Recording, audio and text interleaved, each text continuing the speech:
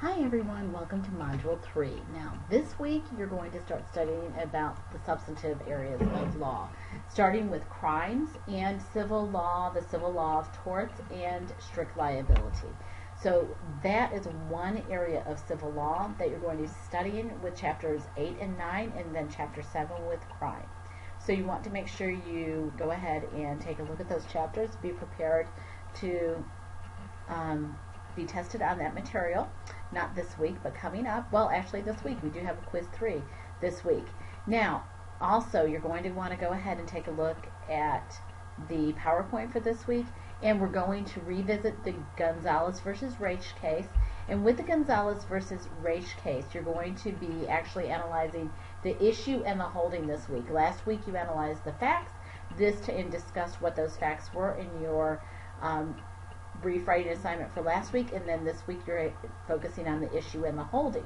And the issue is the question that the court had to resolve, and the holding is the direct answer to that question that had to be resolved. So please take a look at the tutorials regarding how you identify and state the issue and how you identify and state the holding for a case.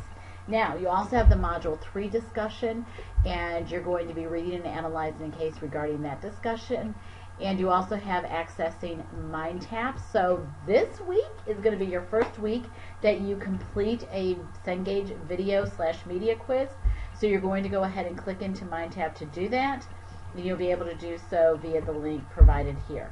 Now, once you're in there, you just need to take only one of the video quizzes on Chapter 7, Chapter 8, or Chapter 9. You don't have to take a video quiz on all of them.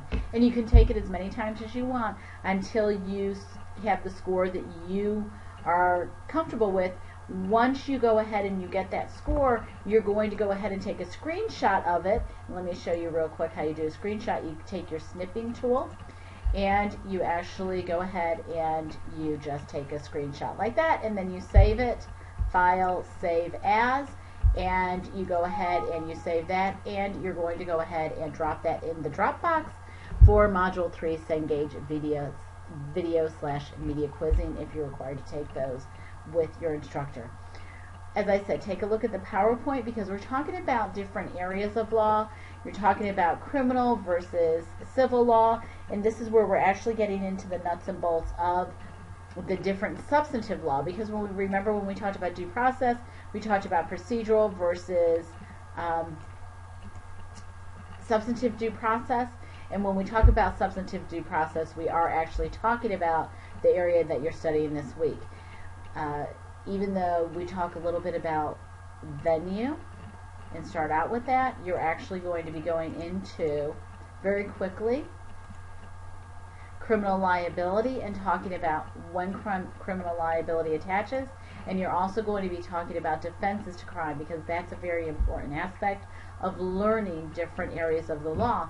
Defenses to criminal liability can be infancy. In other words, you don't have the mental capacity because you're so young to understand the consequences of your actions, and therefore you fall under infancy. Intoxication is generally going to be involuntary intoxication, not when you go out and you get drunk and you voluntarily get yourself drunk, but if somebody slips you a roofie or makes you drink and you don't realize that you're actually drinking alcohol, because there are some drinks that don't even taste like it.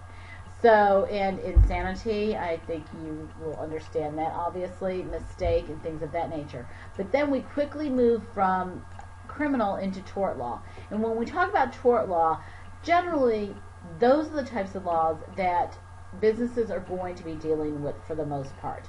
Now, you could have criminal liability if you are running a trucking company and you have a driver who's intoxicated, gets in an accident, things of that nature. But for the most part, or you do something wrong against the company, but for the most part you're looking more at torts.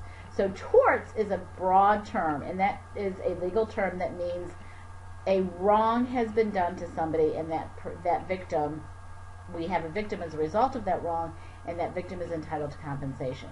There are intentional torts. That means that the act was purposeful, even though you may not have met the result of what happened, you meant to do what you did. Unintentional acts, negligence. Okay, so when you think about unintentional acts, you're going to be thinking negligence, because that's where an unintentional act actually attaches, with negligence.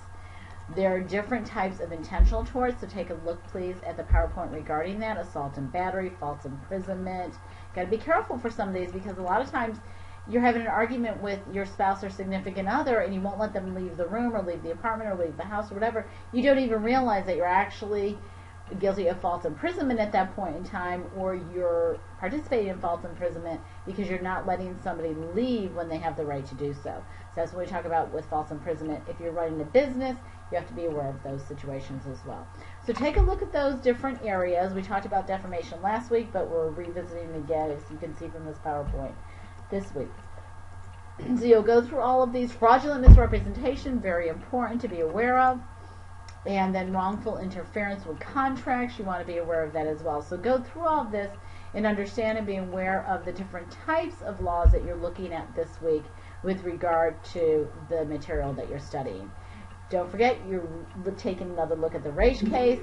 Your homework this week includes the discussion forum for this week, the Module 3 case analysis of the issue and holding in the Gonzalez versus Raich case, Quiz 3, and a Cengage / media quiz if you're assigned that from your instructor. If you have any questions, as always, don't hesitate to contact your instructor. I'm sure the instructor will be happy to answer any questions you may have. Have a great week.